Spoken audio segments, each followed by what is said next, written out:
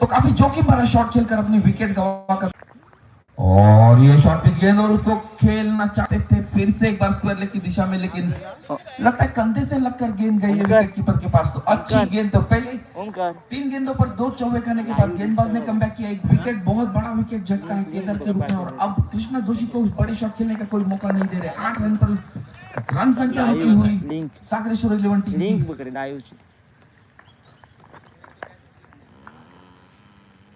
और फिर से एक बार काफी अच्छी गेंद ऑप्शन से बाहर, काफी खूबसूरत गेंद, 2 चौके खाए लेकिन अच्छी ओवर समाप्त की। सिर्फ 8 रन खर्च किए और ये ओवर समाप्त होता हुआ इस इनिंग्स का।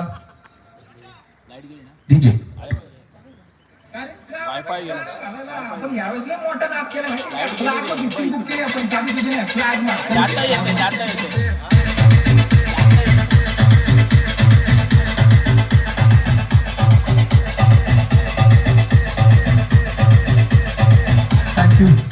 नीचे।